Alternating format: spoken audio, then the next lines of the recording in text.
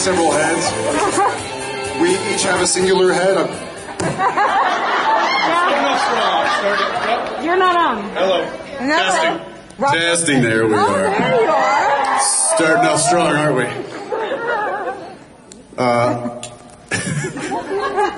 I was trying to come up with, he was like, I think I'm going to go out with a cowboy hat. And it's probably not going to last. And I'm like, you're going to put the beanie on. And he's like, yeah. And then there was something, it was like, you can put the boy back in Texas, but you can't make him wear a cowboy hat all the time. He's still going to wear it too. He's still going to put his winter hat back on.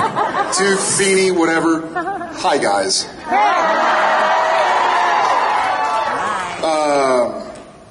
I'm really happy to be here. Me too. Right? Yeah. And It just feels right. it does feel right. It just feels right. Yeah, and selfishly, I've been like, well, shit.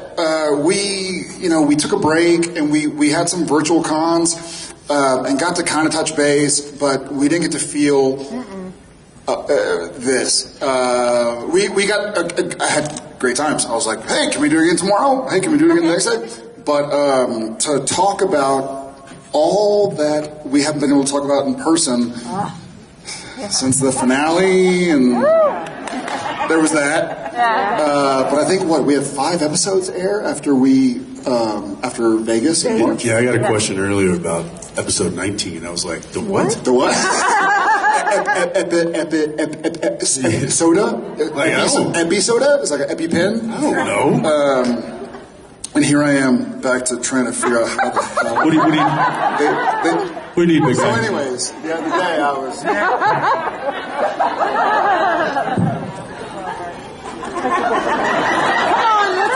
And when I carried on, wrecked him and nearly killed him.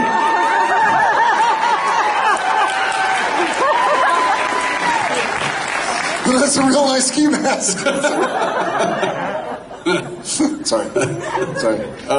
Back at it. How you doing, man? I'm doing well, man. How's season 2 of Walker going?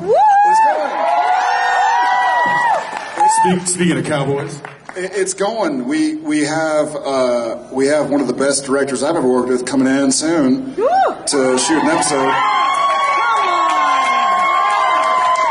That's right. That's right. So we're having a good time. I hope y'all got to. Come on. I hope y'all gotten to see a few episodes. Beaver. It's fun. It's Supernatural, and Sam Winchester is always has a place in my heart. And they say, and hell, like when you have kids, they say you don't have to split your heart up. Your heart just grows. Like my love for my buddy Sam and Dean didn't shrink when Cordell happened. To make room. It just got a little bit, but yeah, it just grew a little bit. So I feel like I have a big heart, and I'm just really grateful. You, how are them boys? Also, what a lot of y'all probably know, is so Ackles, being a Dallas area boy, the boys refers to the Cowboys, of which we're both fans of. And now he's on the boys, so it's kind of like me doing a show. Confusing when we're, talking football. He's like, so we take the boys. I'm like, it's an interesting production. I gotta say the play calling early on was a little weird, but Crippy's running the show, so no, Dak Prescott. Like, how's Dak? Oh right, yeah. No, yes. Great again, doing well. Yes, awesome.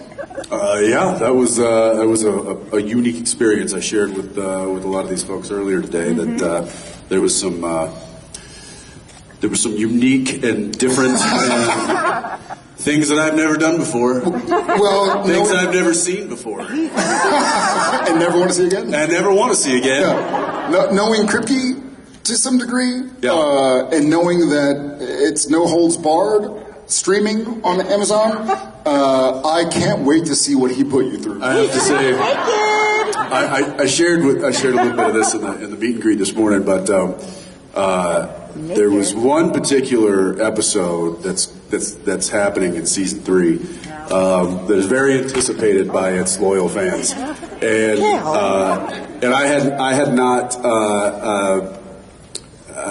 hadn't been filming in that particular set yet. I was about a day late to the party. you know what I mean? And it's basically a superhero sex party. And as it happens. And as I'm walking in, I'm like, the anticipation was killing me. I'm like, oh my gosh, what's it going to look like in there? And I walk in, and they rented out this big, huge mansion that was just gaudy and perfect. And I see one of my camera operators, the A camera operator, standing there, and he's like, his mask is down, he's eating a sandwich, and he looks a little traumatized. And I'm like, that's not a good sign. No. And I was like, hey man, what's going on? He's like, oh hey Jensen. I'm like, you good? What's going on up there? He's like, we've seen some shit, man. I've seen some shit. That's like a Saving Private Ryan scene. Literally, it was like he was already PTSD. Like the day hadn't even we hadn't even gone to lunch yet. And he was right. Yeah. He was right, because I went up there and Jack Quaid was like, I cannot wait to see your face. I was like, oh my gosh, what's this? What's happening? I'm getting a little nervous too. I can't get back those. I can't unsee it. I can't unsee it. I can't put that toothpaste back in the bottle. It's impossible.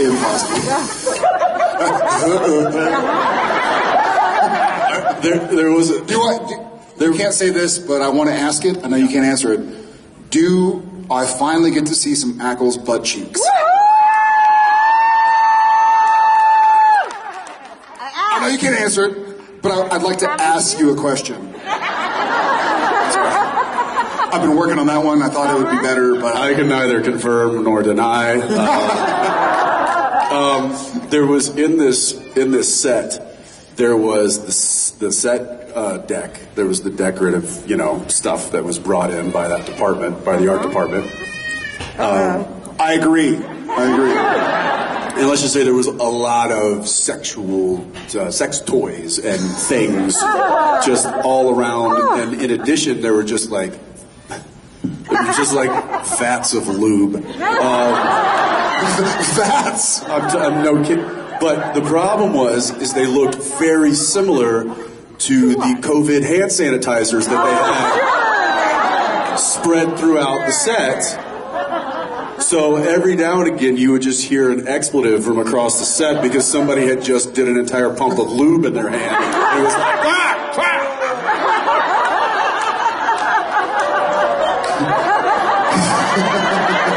Don't leave. If I had an Eggle, well, I can't wait to see it. Me too. Do I need a vomit? I don't know that you're old enough to see this. I understand. I'll wait a little bit.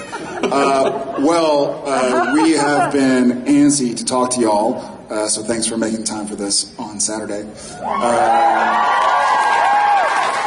Yeah, my homeboy has to go shoot something tomorrow. Yeah.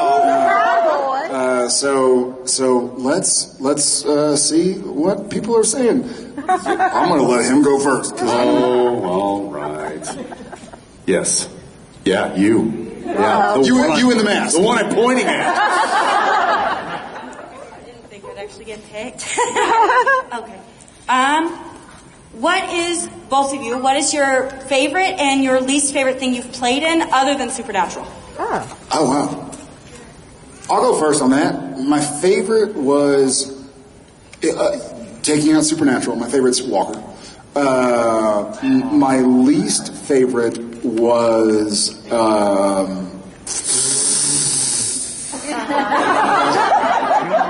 probably one of the horror movies I did. Not that I didn't have a good time, but you're shooting all night long. So it's like, hey, this is an exterior night scene week. House of Wax was great because a lot of it was on stage. No, it wasn't. Sure. But by the way, I had a great time on Friday the 13th. Okay. And it was filmed in Austin, but it's like, hey, your call time today is 7 p.m. You're like, huh? Like, yeah, don't worry, the sun comes up at 6 a.m., so you'll be able to go home. I'm like, huh? So I think I've been pretty lucky. I don't know about you, but I haven't been in too many crazy situations where Yeah, that's how I felt. I've been in too many crazy situations where I've had to deal with bad people, you know, or maybe they were just nice to me or whatever. What? But I think the logistically shooting outside in Texas when it's 100 degrees in the summer, exactly. So it was just, you know, you're getting bit by bugs, and I sweat in the snow. He can attest. And so I'm just like sweaty and bit by bugs. I'm exhausted. I'm like sitting down in between takes, falling asleep. So that was difficult. But if that's the worst time I had on set, then I'm a pretty lucky dude. Which one? New York Minute was his best horror movie, just for the record. I shot that in Toronto. I had to warm it up for Ackles. Favorite? I mean, I might actually be currently in that role. I've wanted to do a Western or be in a Western since I was 6 years old. So awesome. I had this little sheriff's vest with like the fringe on it and a little badge, and I had. He still has it. I do. I had it sized up. I wear it quite often. It used to hang at the end of my bed along with my cap gun holsters. I had little cap guns, and at 6 I would put the vest on, I'd put my belt on, put my hat on, and I'd head into the kitchen for my Fruit Loops. So I was, from an early age, just always loved Westerns. My dad loved Westerns. I've some of my favorite ones are the old ones. And so when the opportunity came, I mean, it was, now, I don't know if I can say it. I'm gonna, say it! No. Say it! Let's just say that this, I mean, clearly, like, I didn't, this wasn't something that's been long in the works. I got home from Toronto and had a week and thinking like, oh, I've got like 2 months off before I go and play in Austin with this guy. I'm just going to hang out. And then literally less than a week later, I get a phone call from my manager saying, hey, there's this Western, there's a role in it. These are the cast members. This is the director. The director wants to have a Zoom call with you. And I was like, you had me at Western. What am I doing? Where am I going? And he's like, just take the meeting first. I was like, okay, fine. So I'm sitting there. I log in. The Zoom page is like, this will start. The host will let you in or whatever. You know, we all know Zoom now.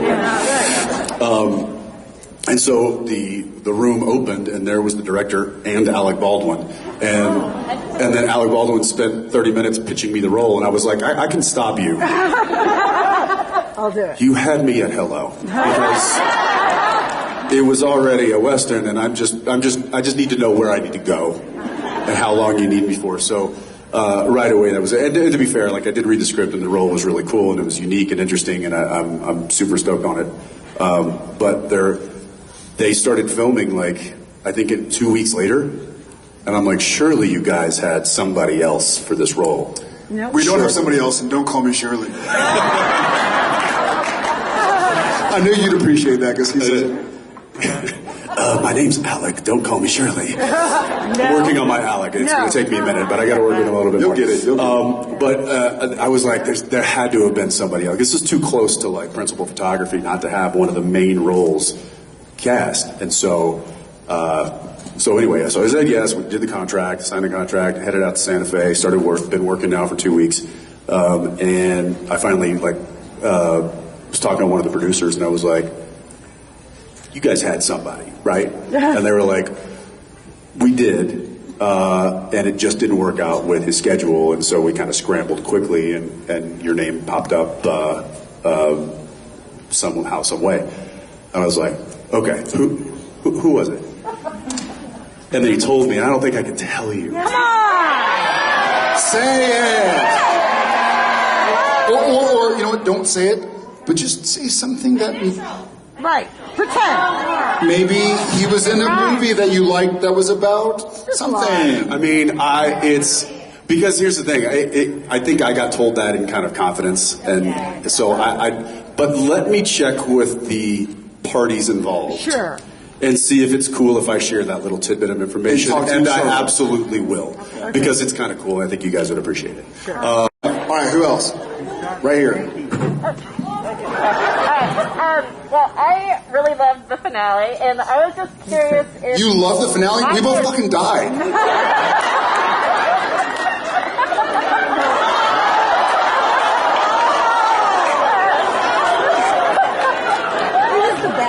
It was great, but I asked the question to Jensen, but he didn't remember it as much, so I wanted to kind of ask it to you. He said, I was curious what kind of changes, or I mean not changes, but what nonverbal things or that you guys added to the I know we did some, and I was like, there was some script stuff that I know that, I was like, Jared's going to remember this better than I could. The only thing I remembered was it was supposed to be laying down, and I fought for it to be standing up. Yes. Also,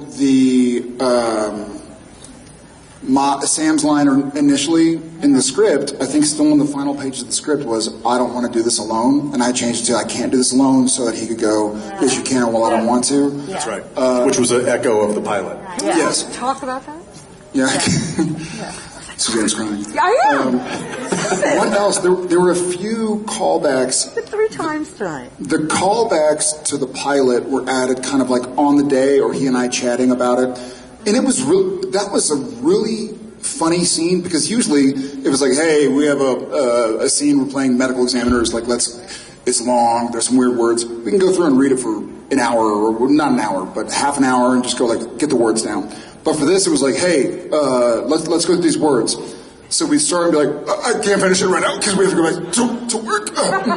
So it was difficult to rehearse the scene. I couldn't read the scene without crying, legit. And so, luckily, I was able to read the scene for several months before filming it. It was still difficult to get to the point where, his hand falls. And it's like, okay, reset back to 1. I'm like, back to 1. I need a couple days. That's true, because the beginning of the scene, it's just Sam going into triage mode, right? Like, okay, an injury, my brother's injured. Yeah. Let me handle this. Let me run and go. And so it's not not even close to being emotional. It's just run of the mill. Like we've had injuries before. Let's just deal with it the way we always deal with it. So going from that to, and for me, Dean's going like, he's processing it like, I don't think I'm coming away from this. I don't think I'm at it. I'm not walking out. I'm not walking away from this. So there was that whole shift. So he's dealing with just being, triage doctor. Yeah, I'm thinking it's episode 100. And I'm kind of going from like, is this it? Like this can't, and then, oh wow, no, this is. Okay, well, get your stuff together because you've got some things to say. And you need to do that right now because you don't know how much time you have left. And I think I even threw in that line. I don't know if they used it, but I was like, hey, I don't know how much time I've got, so you need to listen up right now. Yeah, we did it a few times. Yeah. There was I don't recall, and funny enough, and this isn't trying to avoid the question, I think it legitimately is like trauma for me, because we weren't lying on camera. We were telling the truth. It wasn't our truth, but it was Sam's truth and Dean's truth. And so that for me is like, I ain't going there. Like, so it's difficult to go back and watch it. I said that it was not at all difficult to find the emotion. The difficult part was keeping the emotion in check and not letting it get out of control. Because it was, I'm sure you've all had hard cries and your body starts to react. And sometimes it can be like convulsing, and it's just like, and we could have both very easily gotten to that point, but that doesn't look good on camera. Nobody wants to see that. Projectile tears. Splashing. Flop tears. Yeah. I was saying it was almost more difficult to keep the emotion in its lane. There was a lot. I remember I don't know. I did watch like some of the reaction videos, but I couldn't watch without crying. So I haven't watched them in a while.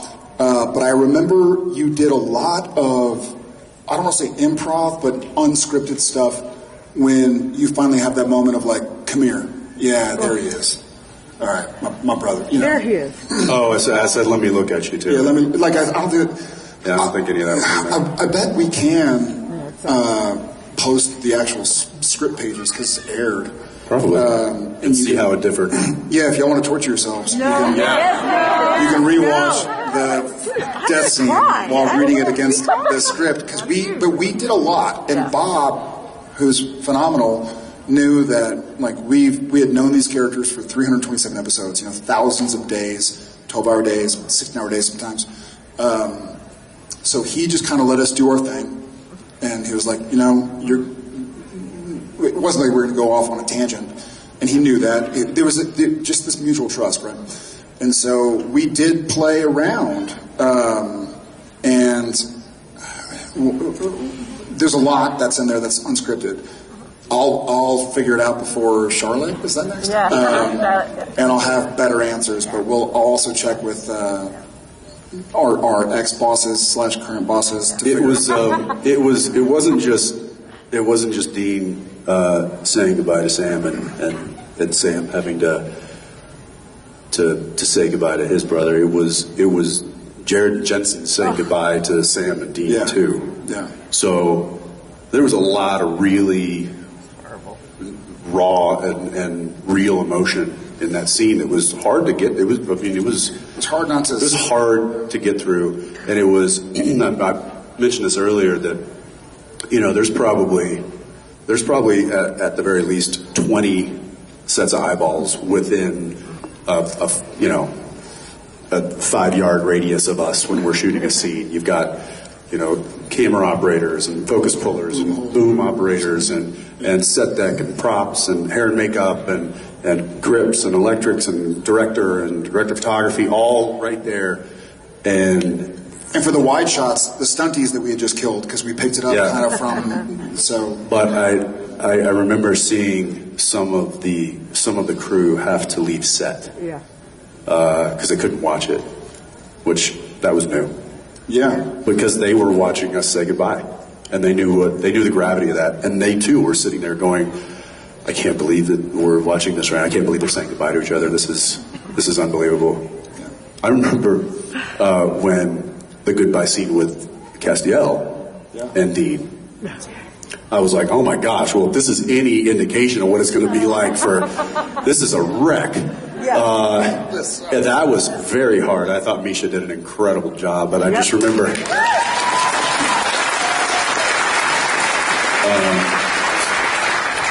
I remember looking over at Maisie, who was a puddle. She couldn't handle it, but she also was like, I want to see this with my own eyes. And that poor girl was a mess. Yeah, and there's also when it was initially scripted, and I don't remember if we went to blues or greens or yellow. I don't know how many revisions the finale went through, but I remember it wasn't initially scripted that the last words to each other were the first words to each other on screen, at least. And we changed that, or we had the writers change it. It might be scripted in the final edit, but hey, Sammy, Dean. That wasn't initially part of it. That was you. You came up with that idea, and you also came up with the idea of the clothes, kind of echoing the pilot outfits, which I thought was just a nice little nod to the past. It's fun. We tried so hard to find the shirt that Sam wore in the pilot that was so fucking long ago. I think the company probably sold it on eBay in like 2010. Exactly. But there was a lot. It's always hard to. It's so It had become so. It had been so collaborative for so long that when we go through it, it'd be like, it'd be a great time to break in some stuff from the pilot just to help bring it full circle. And so we did, and I will go back, and if he wants to, he can do it as well. I will go back and try and figure out what else. But I know there were a few things there in that final scene. What the foreheads wasn't scripted. It was more like finding it, that the hand, so there was... Well, and you touching my hand and saying you can go. Oh, and then which was the same thing that his son does to him when he goes. That was also an echo that we worked out.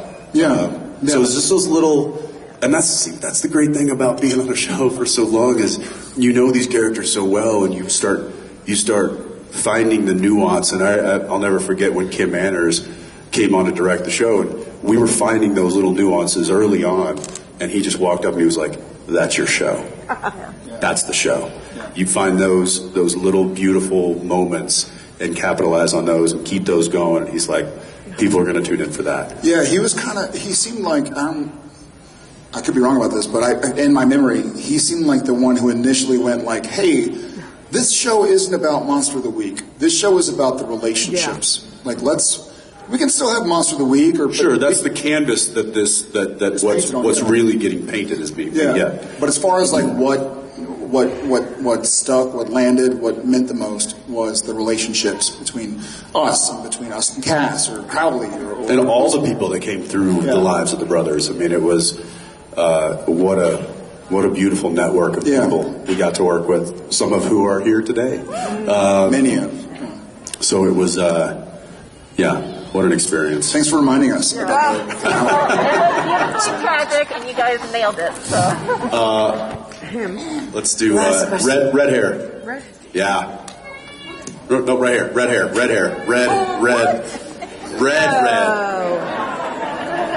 I should have been more specific when I said red hair. Hello.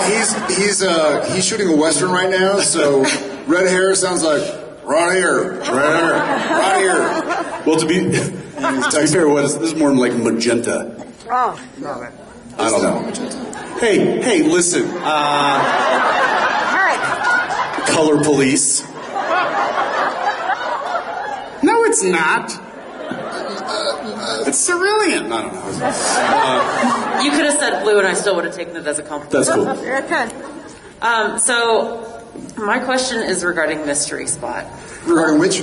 Mystery Spot. Oh. So, every morning when you wake up, you hear Heat of the Moment by Asia.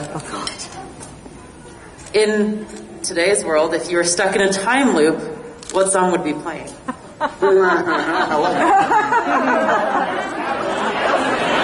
Yeah, we bougie like Applebee's. Every sweet steak and Oreo shake and some whipped cream on the top too strong. Mine would be. I pay attention. I know it. I'm hip. Mine would be some song by Pink because Odette thinks she's a freaking rock star. She is a rock star. She is a rock star, but she'll run around the house going like, "So what? I'm a rock star. I got my rockin' moves." And she'll just basically do that over. So I guess it's called rock star. So what? So what? Yes. So it would be that. I'd be like, "Odette's awake. I'll feed her." That would be my Groundhog Day. Thank you. Right here. I'm going to go to the original right here in the blue Last mask. question. Yes. Okay, blue mask. Yes, that's me. Hi, my daughter. Just because you were so excited when. I know, I really am. My daughter introduced me to the show. This is Ava Rose. Thank Ava you. Rose, that's Hey, wait, real quick before you start your question. You mentioned Mystery Spot, and I just have to say I got asked randomly on set the other day by, I think it was a props person. We're just making idle conversation, and she was like, "What's the strangest way you died on film and television?" What was the answer? And we were like going around, and like the other actors were like, "Oh, it was like I did this horror movie, and it was a machete," or "Oh, I was gunned down in like this 1940s movie," and they got to me, and I just go, "Tacos."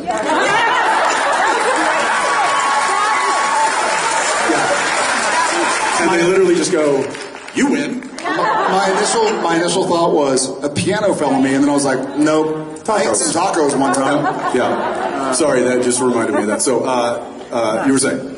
So, actually, I'm a mom. A couple of my kids identify as queer. Okay. And I always appreciated how, like, organically you just introduced, like, gay characters and things. And, sorry, I'm shaking. I'm so nervous. That's all right. And so my question is, with Castiel, when did you know that the way he loved Dean was in a romantic, like, deep love? Like, when in the series did you know? Because we always kind of debate over, see, this is when they're kind of dropping hints. Yeah. Do you want to take this? Do you want me to take this? Sure.